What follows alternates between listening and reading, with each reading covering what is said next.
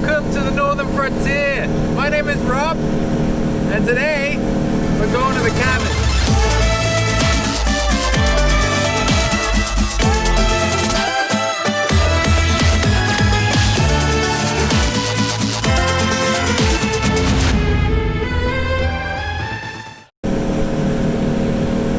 It's about a 10-minute boat ride. I don't know how well you can hear me, but it's just me and the dogs heading out for the weekend. Got some firewood cutting to do. I just realized I need a shave. Yeah, basically just heading out there for a couple days. See you when I get out there. So we finally made it, and first time I've been out here by myself. Was an interesting experience, I guess. Got the dogs with me, the wife and baby staying at home. So we came out by ourselves on this beautiful day. Just got a fire going, and yeah, it's about 7:30. The sun is slowly starting to set. The water on the lake is just crystal. It's actually a really nice day to be out here, and yeah, we've got a couple things we've got to do before sundown. I got to get some kindling together. It's going to be about 2 degrees come morning, so I definitely want the fire to be going this evening inside. But yeah, I thought I'd just do a quick intro to give you just a surrounding of the cabin that we purchased this year from a gentleman who was leaving the Northwest Territories. And yeah, we got it from him. Good price, really good value. And yeah, I've done a fair bit of work since we've got out here, and I'll give you a little brief tour. So all this space behind me here was all trees. So as you can see, so this was all trees, pretty much from here all the way through to the other side, and you couldn't see the lake at all. It was thick. I think they're pine or spruce trees that basically come from here all the way down, and there's a trail there that goes down to the edge of the lake where I park my boat. And basically from here you can see all the trees I cut and cleared. I didn't have anywhere to really stack them, so I stacked a whole bunch there. I have to cut all the limbs off of them and go through them, but I cleared pretty much all the way through. Yeah, till there. So this was a huge portion of work. I think I probably cut down, well, I mean, you can see the stack over there, the absolute size of the quantity. And I also have another small stack down here as well. So I think overall, I probably cut around 100 trees down altogether. Now, if we just take a walk down here into where we cut, I'll give you a better view of the lake. And I also just give you a view of the cabin from a bird's eye view. So you couldn't see this before. Like, this was all trees. It was absolutely crazy. And we thought, you know what?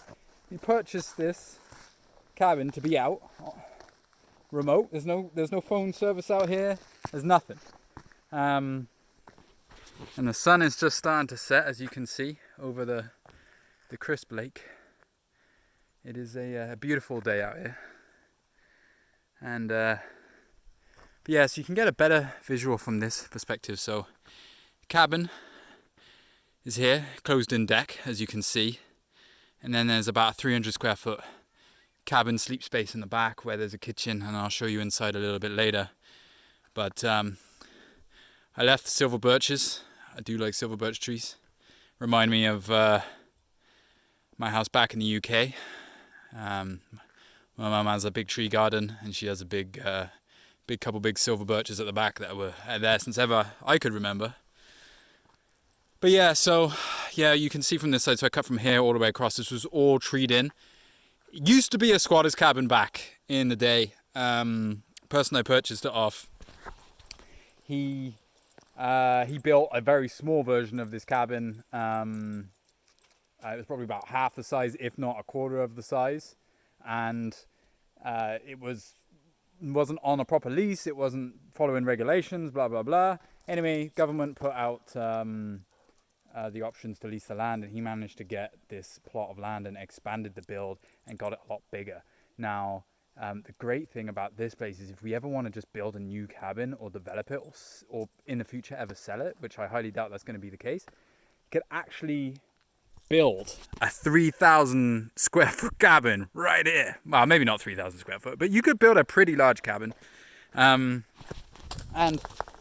it would be fantastic. You could have your deck all the way up on these rocks, and I'm not sure if you can really see the grade, but you could build it up on these rocks and you could have it overlooking the lake and having that absolute gleaming sun. And I'm not sure if you can even see me right now, gleaming sun coming through. So yeah, it's a beautiful day.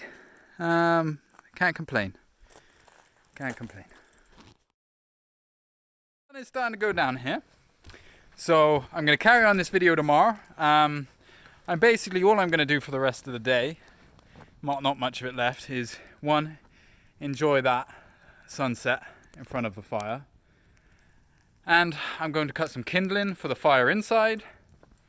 And I'm going to maybe chop a couple logs. But I will carry on this video tomorrow.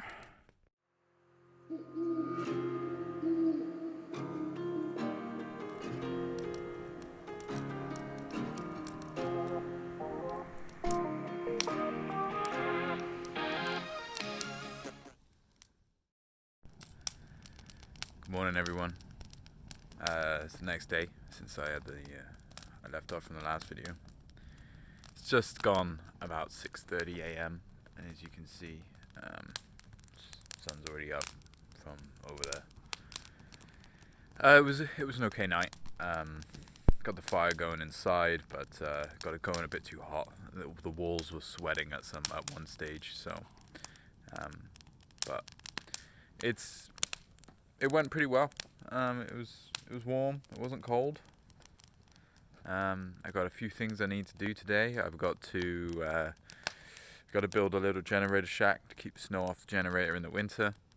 I need to do a generator oil change, and I also have to get chopping up some more firewood because I think last night really shows that I'm not going to have enough firewood prepped for the winter time. So it's pretty much on today. So I will gotta make some coffee and something to eat, and I'll get started. Hey, so as I said earlier, I'm gonna build a generator shack. It's gonna be a wooden box that I could put over the generator with an exhaust fan out the back. That will essentially allow me to just keep the snow off the generator in the wintertime when we're here and we're running it. Cable is just gonna run up through the back of the cabin. So I thought I'd just frame it out 2x4, plywood the sides. It shouldn't take too long, no longer than an hour I'm hoping. So I'm just going to measure it all up, basically just figure out the length, start cutting and screwing things together. That's the game.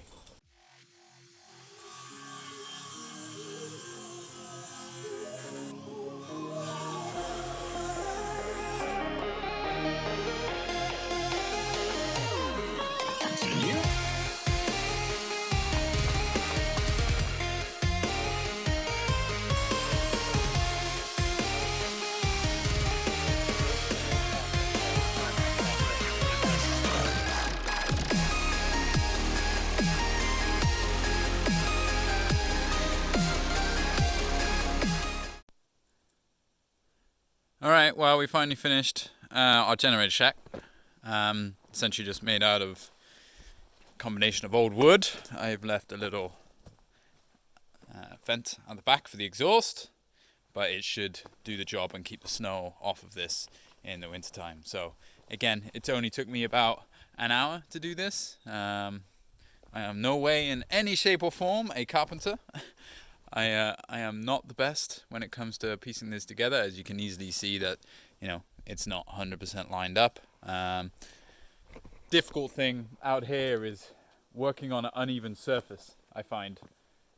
Not only is it just hard on the back, but in general it just it's really hard to get stuff square because you haven't really got a nice flat surface to work on. So, but anyway, generator shack is complete.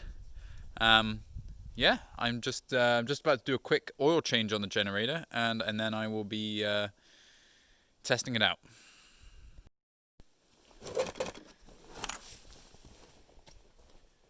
Alright, so I'm just going to change the oil on this because I don't think it's ever been done since since the day it was purchased. So let's have a look. It's about 11.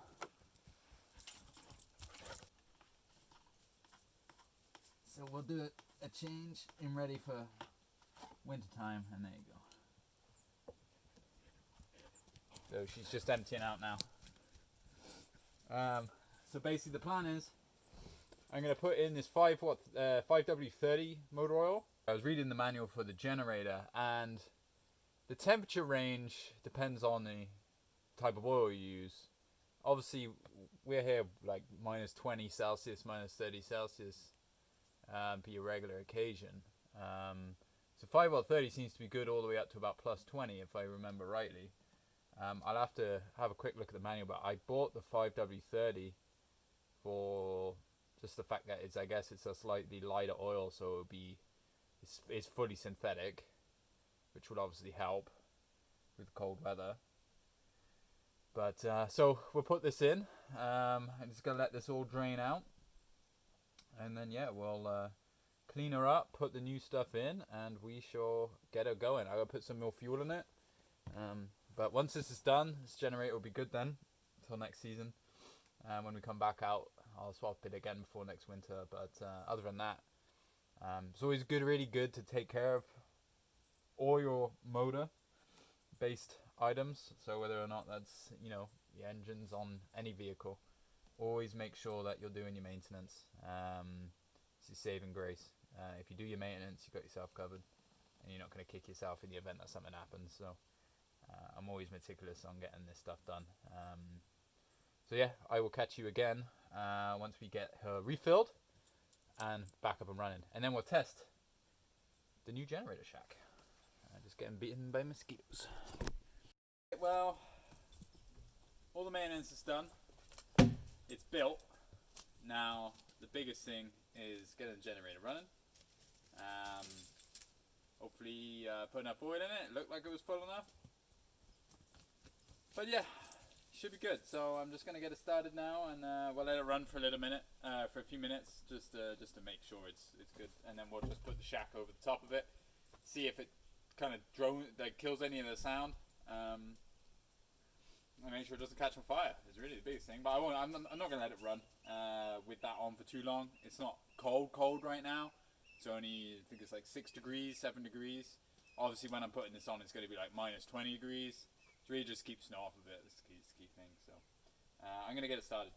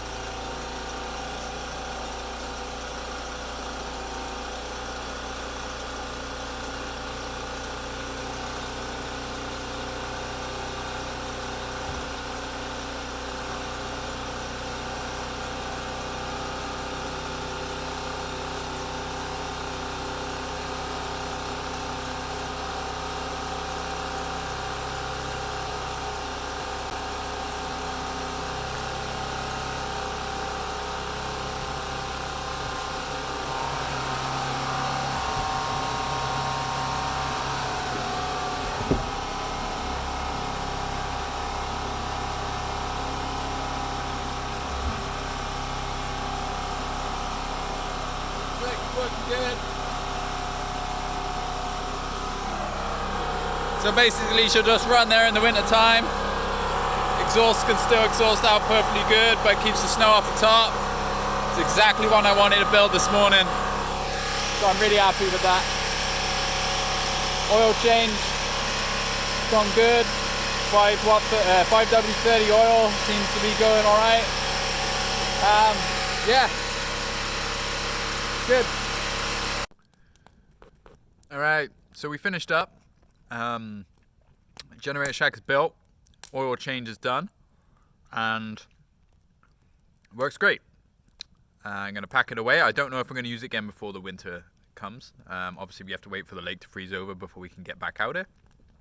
It's not road accessible, it's only boat accessible, and then by ice road or snowmobile in the winter time. So I'm just sat taking a break. I'm on pretty much just firewood duty for the rest of the day, and that's pretty much it. So that's everything for this episode. Thanks for watching.